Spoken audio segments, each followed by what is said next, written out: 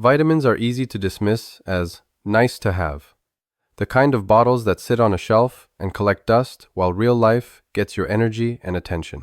But if you're over 60, I want you to consider a different picture.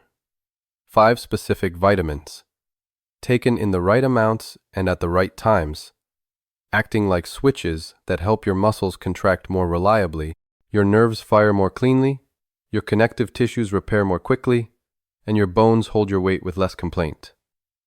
That's not hype. It's practical physiology. Your body is still responsive at this stage of life, and it responds especially well to clear, consistent signals nutrients delivered when your cells can use them best, paired with light daily movement and steady sleep.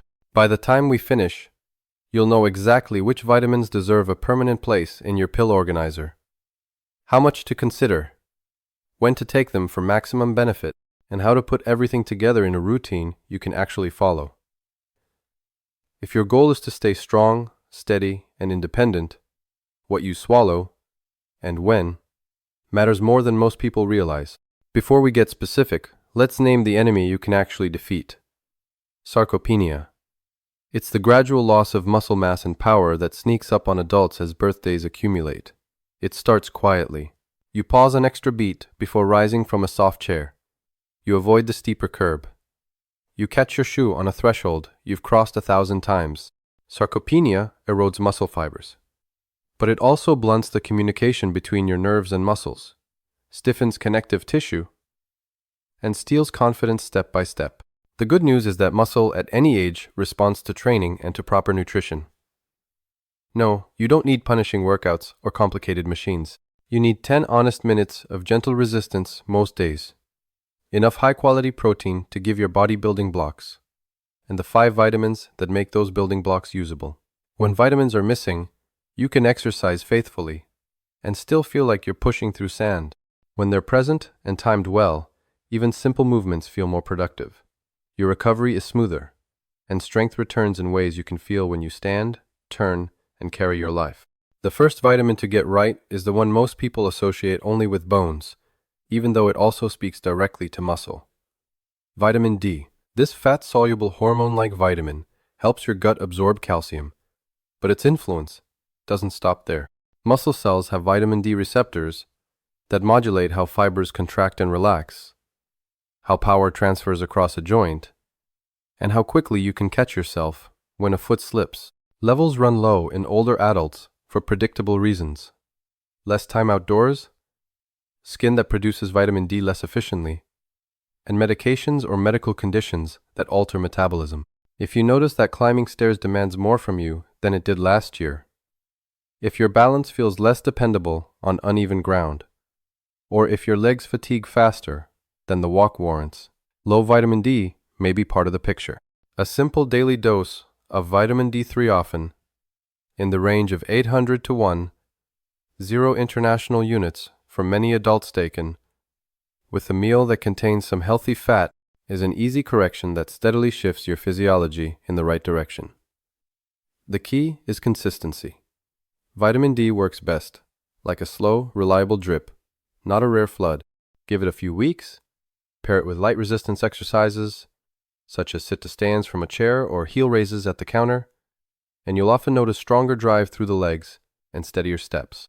If your clinician has already checked your blood level and recommended a tailored dose, follow that. If you haven't been checked yet, a standard, conservative daily dose is a reasonable bridge while you arrange testing, unless your clinician has advised otherwise. Energy and coordination aren't just about muscles, though. They depend on the cables that command those muscles. That's where vitamin 12 earns its place. B12 is water-soluble and essential for building red blood cells, maintaining the insulation around nerves, and manufacturing neurotransmitters that keep your brain and body in sync. After 60, stomach acid production often declines, and that acid is needed to release B12 from food. Many common medications, especially those that reduce stomach acid and those used to manage blood sugar, can further interfere. The result is a subtle slide. Afternoon fatigue that used to lift with a brief rest, fingertips that feel a little numb or tingly, balance that's almost fine until the room is busy, Words that sit on the tip of the tongue a little too often. B12 deficiency doesn't always announce itself loudly, but it weakens your safety net by dulling nerve conduction. A straightforward way to address this is a daily B12 supplement in the neighborhood of 500 to 1, 0 micrograms, placed under the tongue or taken as an easily absorbed tablet. Morning is ideal, paired with breakfast, because B12 supports alertness as well as nerve health. If your clinician has identified a severe deficiency or an absorption disorder, injections or higher targeted doses may be part of your plan. Otherwise, a steady oral routine works well for most people. As nerves recover their crispness, muscles obey more quickly. That shows up in life as better foot clearance when you walk, fewer stumbles on familiar thresholds, and a calmer sense of control when you turn or back up. Vitamin E steps in here as an antioxidant, patrolling cell membranes where mechanical stress and normal metabolism can generate free radicals that nick and fray tissues. In older adults, those nicks accumulate faster than they're repaired unless something protects the surface of muscle and nerve cells. A daily intake, around 15 milligrams, about 22 international units, supports that protection. You'll find vitamin E in foods like nuts, seeds, and certain oils, and a modest supplement can help you hit the mark if your diet falls short. The goal is not megadoses. More is not better, and very high supplemental intakes can interact with medications or tilt the balance toward bruising in some people. What you want is a consistent physiologic level that reduces unnecessary wear, so that your efforts at gentle training can build you up rather than knock you down. If you plan your light strength work for late morning or afternoon, taking vitamin E with a meal around that time aligns the nutrient with the window when your muscles are experiencing and repairing microstress. Structure matters, not just strength.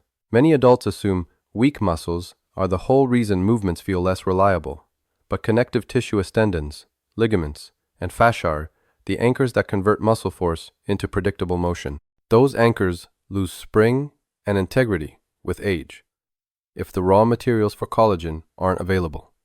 Vitamin C plays the starring role here. Beyond its reputation for immune support, vitamin C is the cofactor your body uses to weave collagen fibers that resist tearing and transmit force. When vitamin C intake is adequate, tendons and ligaments behave like good rope, strong, slightly elastic, and trustworthy under load. When intake is low, the rope frays. For most older adults, a daily intake in the 75 to 90 milligram range meets basic needs, and moderately higher amounts can be useful during periods of heavier activity or recovery from minor strains. Whole foods are an easy route to citrus. Berries, bell peppers, tomatoes, broccoli, but a simple supplement can close the gap if chewing is difficult or appetite is inconsistent. Timing vitamin C near a meal that includes protein supports collagen synthesis, and taking it around your activity window reinforces the repair you want after light exercise. You don't need high doses to get real benefits. You need steady delivery, so connective tissue has what it needs every day. Calcium deserves a chaperone, and vitamin K2 is the one you want. Calcium is essential for bone density and for the electrical dance that lets muscles contract. But calcium can also deposit where you don't want it along artery walls if it isn't directed properly. Vitamin K2, particularly in the MK7 form, activates proteins that escort calcium out of soft tissues and into bone. Think of it as traffic control. When K2 is present, bones receive the mineral they need to stay dense and resilient, which gives your muscles a reliable anchor and helps your posture resist the pull of time. Without K2, especially in the context of supplemental vitamin D and calcium, more calcium may circulate without clear instructions. Many American diets don't include much K2-rich food. It's found in specific cheeses and fermented items that aren't daily staples for most people. That makes a modest daily supplement often 90 to 120 micrograms of MK7 an efficient way to keep the traffic flowing where it should. Because K2 is fat-soluble, it absorbs best with a meal that contains healthy fats. If you take a D3 capsule, pairing K2 with the same meal is a simple habit that keeps both on schedule. If you use blood thinning medication, you must coordinate any vitamin K changes with your clinician. Keep intake consistent and professional guidance close. For everyone else, this is one of those quiet additions that pays you back in sturdier bones, calmer joints, and a body that feels more held together. Putting these pieces on the clock transforms them from ideas into a plan. Your body runs on rhythms. Overnight, after 8 to 10 hours without food, you wake in a slightly catabolic state, breaking down to keep vital functions humming. That makes morning a prime opportunity to flip the switch toward rebuilding. A high-protein breakfast: eggs, Greek yogurt, cottage cheese, tofu scramble, or another option you enjoy paired with your Polden D3, gives your cells the raw materials and signals they recognize. If sunlight is available, a brief step outside offers daylight to anchor your body clock, complementing D3's long game. Midday or early afternoon, when you're most likely to move a bit or do a few minutes of gentle strength work, is a good window for vitamin C, and if you supplement it, vitamin E. That alignment means your protective antioxidants and your collagen cofactor are present when microstress occurs, and in the hours just after, when repair begins. With your main meal often, the one that contains the most fat, and, if you take it, any calcium add K2. That's when calcium traffic is heaviest, and the traffic controller is most valuable. The schedule is simple enough to repeat daily, which is the whole point. Physiology rewards what you do most days, not what you do occasionally. Doses deserve a calm word. For many older adults, D3 in the 801 0 IU per day range is a reasonable starting place. Adjust it if your clinician has tested your level and set a target. For B12, 501 0 micrograms daily as a standard oral or sublingual supplement is commonly used to overcome age-related absorption changes. If you've been told your level is low, follow the personalized plan you were given. Vitamin E, around 15 mg, 22 IU, daily is sufficient for most. If your diet includes nuts and seeds regularly, you may already be close. Vitamin C at 75-90 mg daily meets basic needs. Modestly higher intakes around activity or recovery phases are acceptable for most, while extremely high doses can upset the stomach or, in susceptible individuals, raise the risk of kidney stone, so moderation is wise. Vitamin K2 at 9120 micrograms of MK7 daily is a common, low-burden dose for adults without anticoagulation therapy. If you do use a blood thinner, any change in vitamin K intake must be coordinated by your prescribing clinician, so your medication remains properly balanced. These numbers are not meant to replace personalized advice. They're practical reference points that map to how bodies typically behave in later decades. Pairing vitamins with movement multiplies results. Think of your daily strength work as the spark, and your vitamins as the fuel and lubrication that let the spark catch. Right after breakfast, stand from a sturdy chair 3 to 5 times. With slow control, rest, and repeat once if you feel steady. Hold the counter and raise your heels calmly 10 times, lowering with the same care you used to rise. Place your palms on a wall and perform 5 to 10 slow wall presses, letting your shoulder blades glide and your chest open. Sit tall and extend one knee until the foot floats. Hold for a 3 count, lower with control, and switch sides for 5 holds per leg. Loop a gentle band under your feet if you have one, and roll your elbows back, feeling your mid-back engage while your neck stays long. Breathe steadily. Nothing about this is dramatic. Everything about it is targeted to the movements that keep you living on your own terms. Repeat a tiny portion of this in the afternoon ankle pumps, a couple of sit to stand spirally to break up long sitting. When you take vitamin C and E around this window, you're not hoping for magic. You're supporting the tissues that make the work feel productive rather than punishing. Food first remains a wise guiding principle, even when supplements are part of your plan.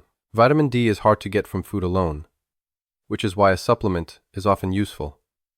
But fatty fish and fortified foods can contribute. B12 is rich in animal products and certain fortified plant foods. If you eat little or no animal protein, a supplement becomes even more important. Vitamin E shows up in almonds, sunflower seeds, and wheat germ oil. Vitamin C is abundant in fruits and vegetables whose colors you can see from across the room. Vitamin K2 is the tricky one. It hides in specific fermented foods and aged cheeses. Aiming for a plate with color, fiber, and protein at each meal reduces the number of supplements you need and makes the ones you do take work better. If chewing is difficult, explore softer options and smoothies that keep nutrition high without exhausting you at the table. Common pitfalls deserve a spotlight, so you can sidestep them gracefully. One is dose creep.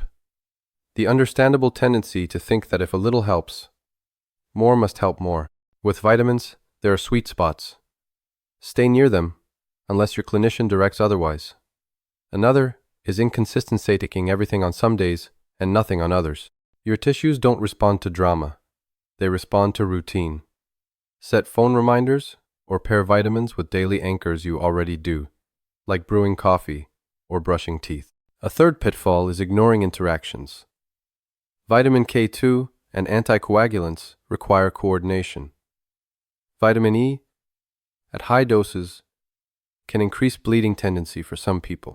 Vitamin C in very high amounts can irritate the gut and rarely increase stone risk. B12 is generally safe, but, when extremely high, can mask certain lab patterns your clinician uses to diagnose related issues.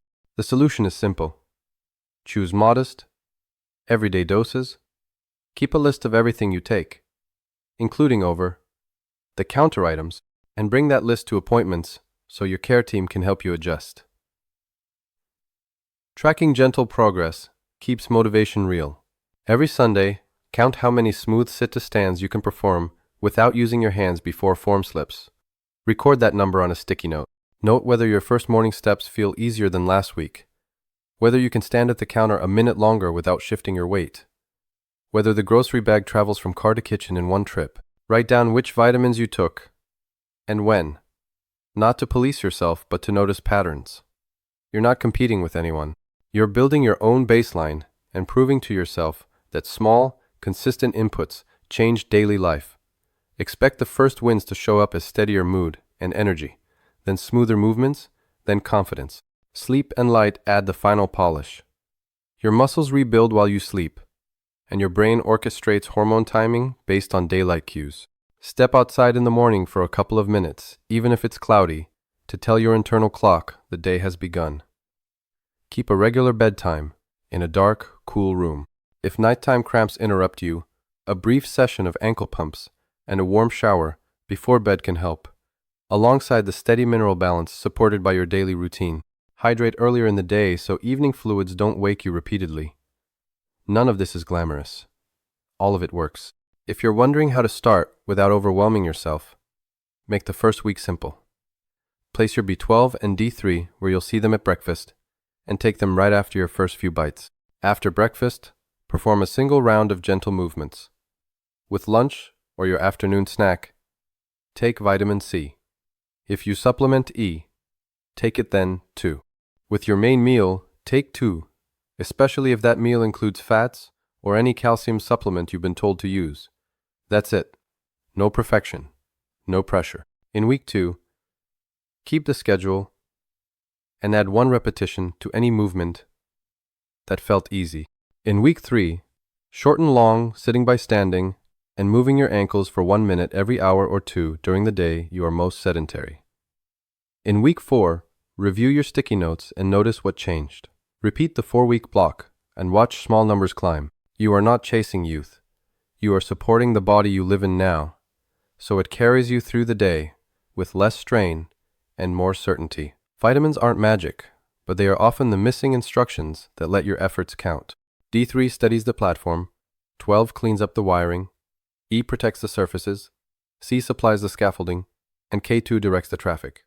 Together, delivered at reasonable doses and smart times, they transform "I'm doing everything right, but still feel stuck" into "this is finally moving." If you also give your body 10 minutes of honest work most days, and enough protein to rebuild, you create a physiology that favors strength at any age. If you have a complex medical history, you don't opt out. You tailor. Bring your plan to your clinician or pharmacist and say, "Here is what I intend to take. Here is when. Here is why does anything conflict with my medicines or diagnoses. That one conversation prevents surprises and lets you proceed with confidence. If you live with someone, show them your schedule and ask them to nudge you kindly if you forget. If you live alone, place your vitamins beside the items you use every morning and evening so the environment does the reminding for you. The final step is the quiet decision to begin today. Place your breakfast on the table and your B12 and D3 beside it. Step outside for a minute of daylight. Do 5 slow sit-to-stands and 10 calm ankle rises. Put a small note near your afternoon tea or water that says C+E. Move a bit. Pair 2 with dinner. Breathe evenly through everything. Smile at the ordinariness of it, because ordinary is sustainable. Write tomorrow's date on the calendar and repeat. In 90 days, pay attention to how you climb the stairs, how you turn to sit in the car, how you carry that grocery bag, how you step into the shower. Those are the places progress hides, and those are the places this plan is designed to change. Aging is not a verdict. It's a set of parameters, and you can influence many of them. Vitamins are not flashy, but they are powerful when used with intention. Give your body D3 to keep muscle and bone talking, B12 to keep your nerves sharp, E to guard the surfaces, C to build the scaffolds, and K2 to run calcium to the right address. Deliver them on a schedule your cells recognize. Move gently but consistently. Sleep at a steady time. Eat enough protein to give your tissues what they need. Then let patience do its quiet work. Your muscles are listening, your nerves are listening, your bones are listening, and every day you repeat this simple routine, you're telling them to stay strong for the life you intend to keep living.